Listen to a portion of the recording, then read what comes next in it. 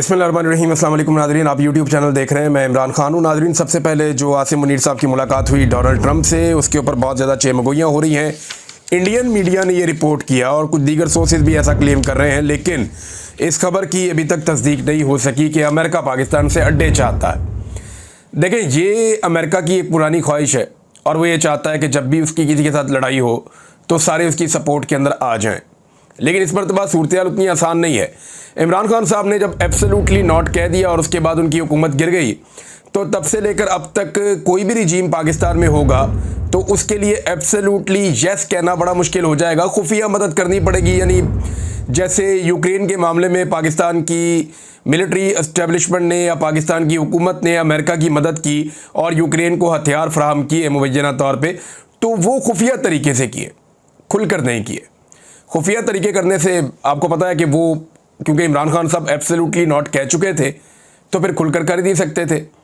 क्योंकि अगर खुलकर करते तो फिर इमरान खान साहब की पॉपुलैरिटी पहले ही आसमान के साथ लग रही है। तो इमरान खान साहब बड़ी मुश्किलात पैदा कर गए हैं आने वाले हुक्मरानों के लिए।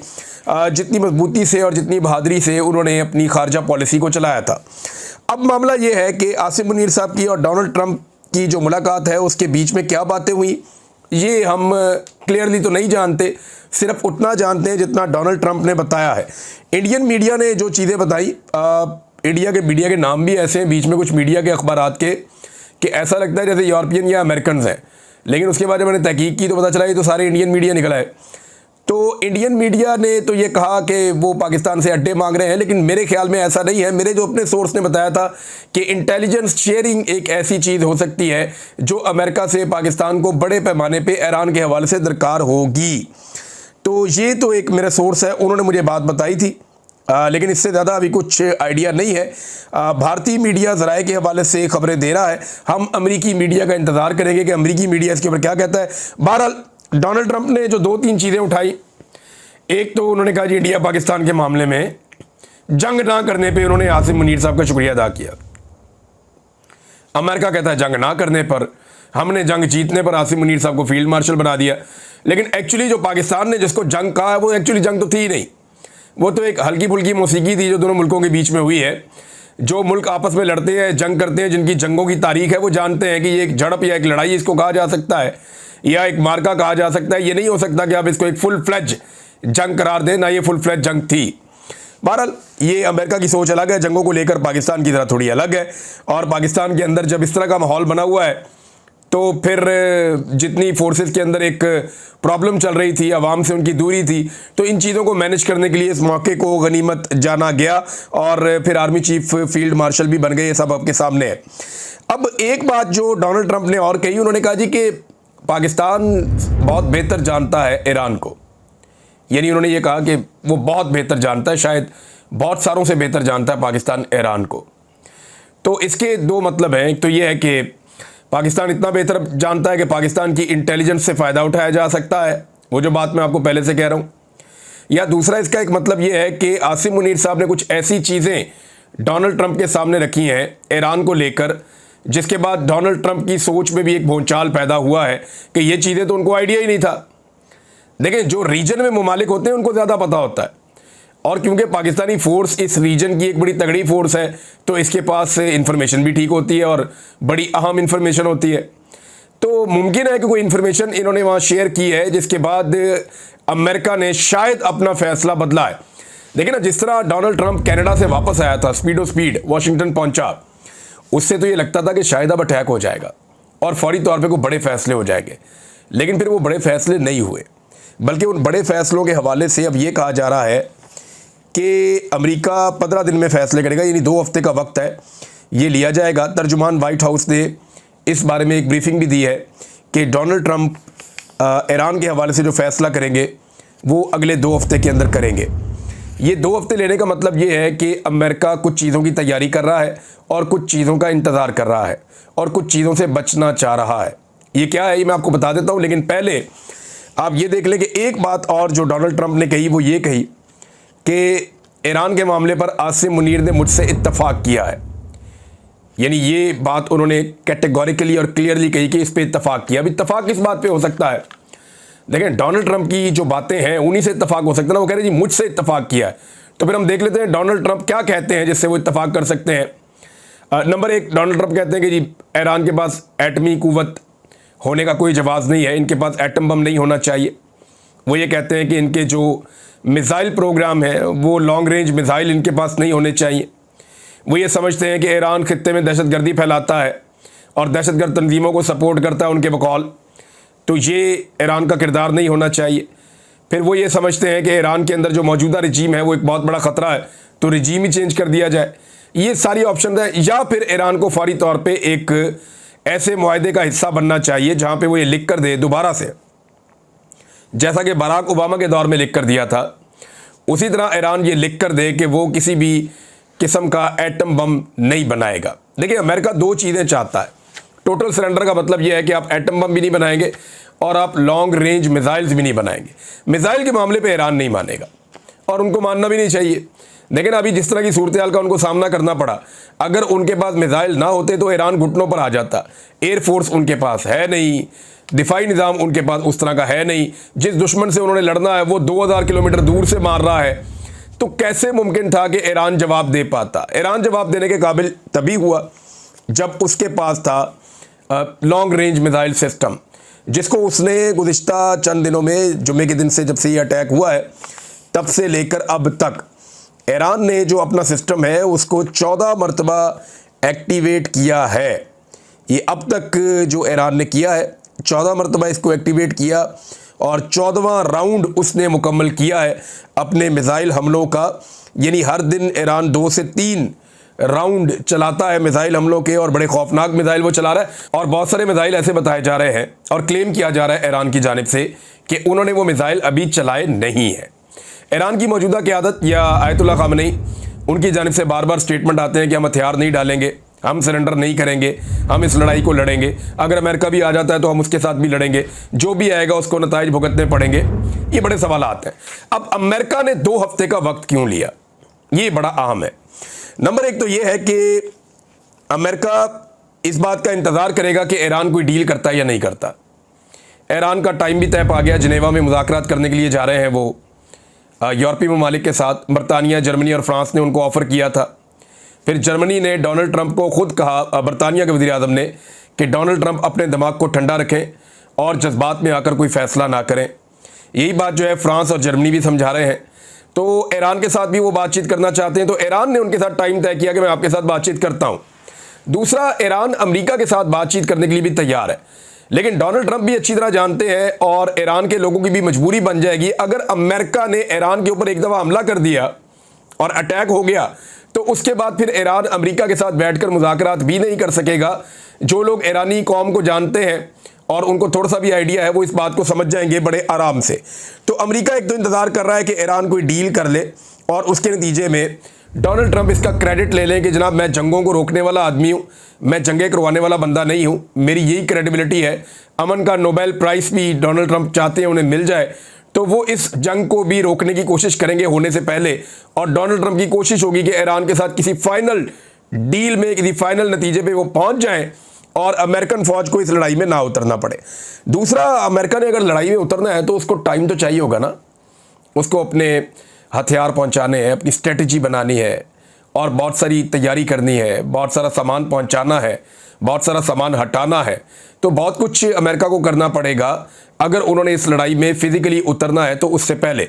तो उसके लिए भी उनको लगभग 2 हफ्ते का टाइम चाहिए होगा।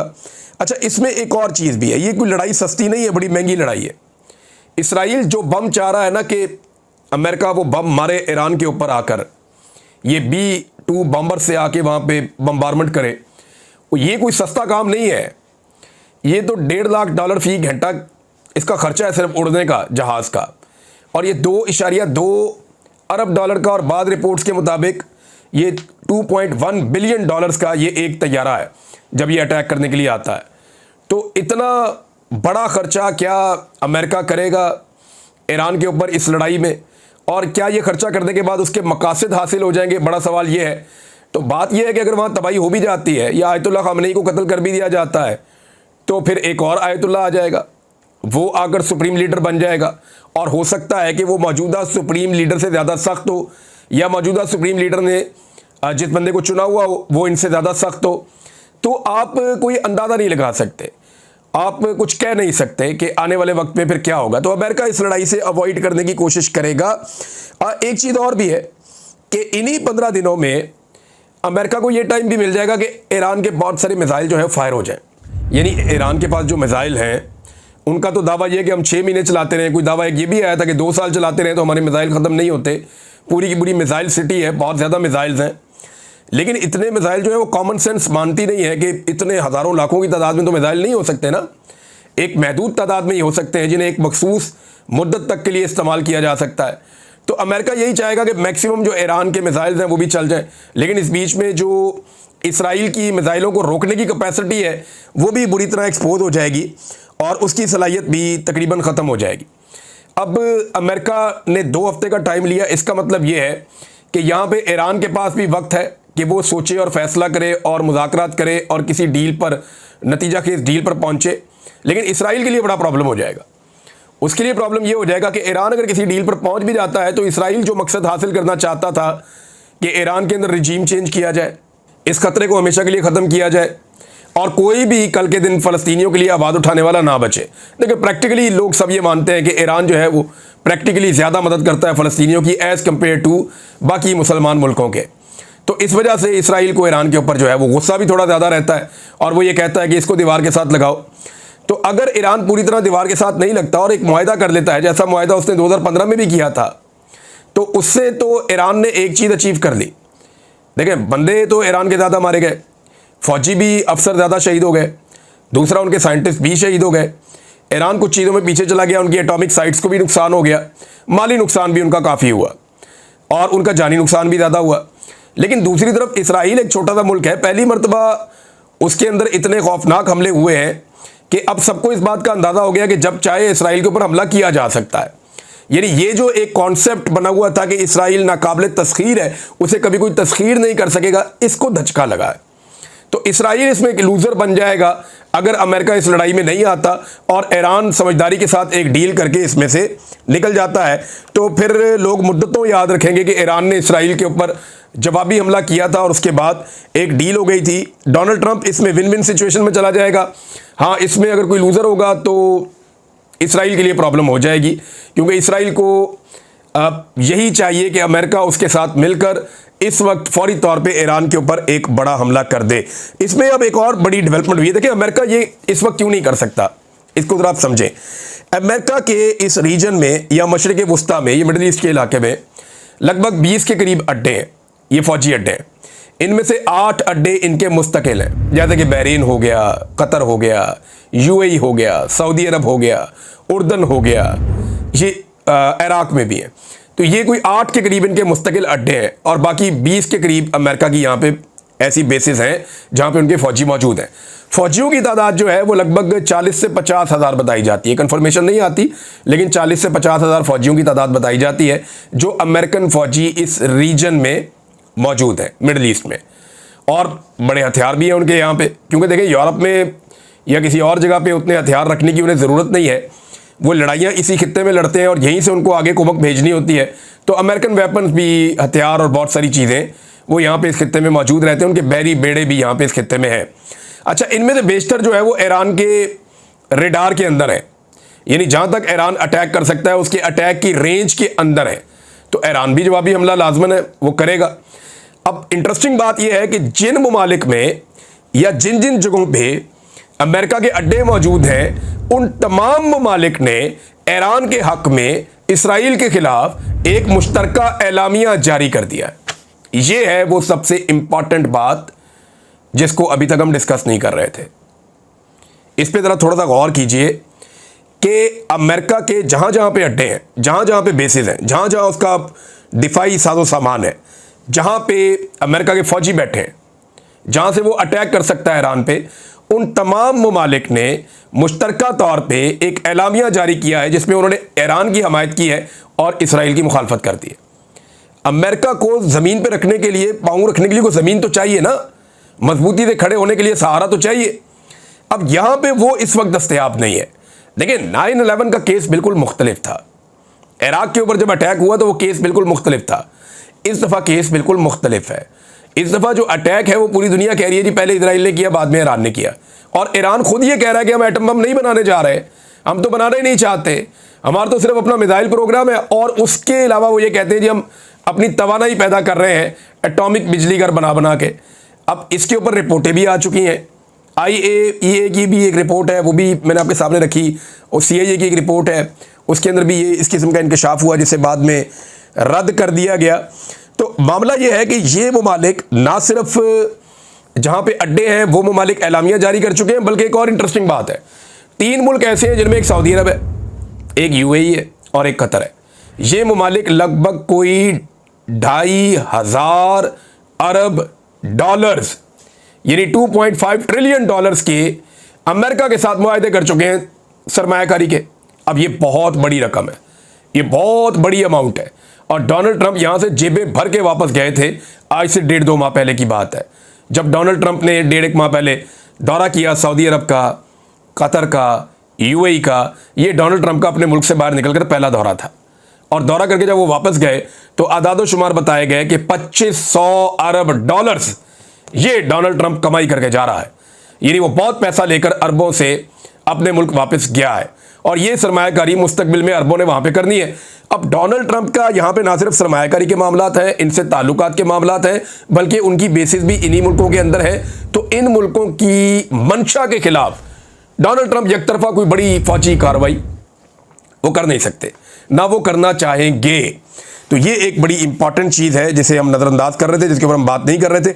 यहाँ पे चीनी सदर का एक बयान भी आया, वो भी बड़ा इंपॉर्टेंट बयान है, लेकिन चीनी सदर ने बातचीत की है पुतिन के साथ, यानी शी जिनपिंग की बात हुई है पुतिन के साथ जो रशिया के प्रेसिडेंट हैं, और इसमें दोनों रहनुमाओं ने इसराइल के ईरान पर हमलों की मजम्मत की है, मशरिक़ वस्ता की सूरत हाल पर तबादला ख्याल किया है, और दोनों फ्रीकैन से ख़ास तौर पे इसराइल से मशरिक़ वस्ता में फौरी जंगबंदी का मुतालबा किया है। अच्छा, इन्होंने अपनी रिपोर्ट के अंदर एक चीज़ बताई कि शी जिनपिंग जो है उन्होंने कुछ तजावीज़ दी हैं, और वो जो तजावीज़ हैं वो बहुत इंपॉर्टेंट है। अच्छा, रूसी सदर ने टेलीफोनिक गुफ्तगू में शहरियों के तहफ़्फ़ुज़ पर भी जोर दिया, और इसराइल और ईरान से मुतालबा किया कि वो दूसरे ममालिक के शहरियों के इनखला में मदद फराहम करें। शी जिनपिंग का कहना है कि इसराइल को फौरी तौर पर जंगबंदी कर दी चाहिए ताकि कशीदगी को कम किया जा सके। शी जिनपिंग ने कहा कि मुज़ाकरात ही मसले के हल के लिए बुनियादी रास्ता है, इसके अलावा और कोई रास्ता है नहीं।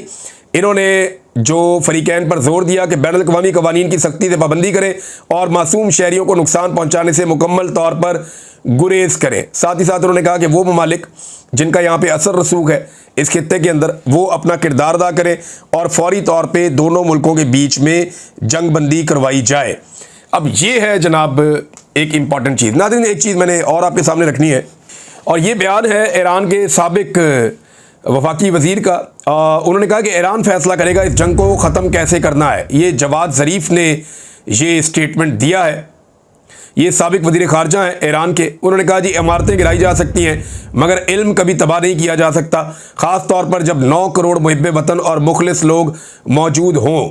ईरान ने ये जंग शुरू नहीं की मगर यकीनन फ़ैसला ईरान ही करेगा कि इस जंग को कैसे ख़त्म किया जाना है।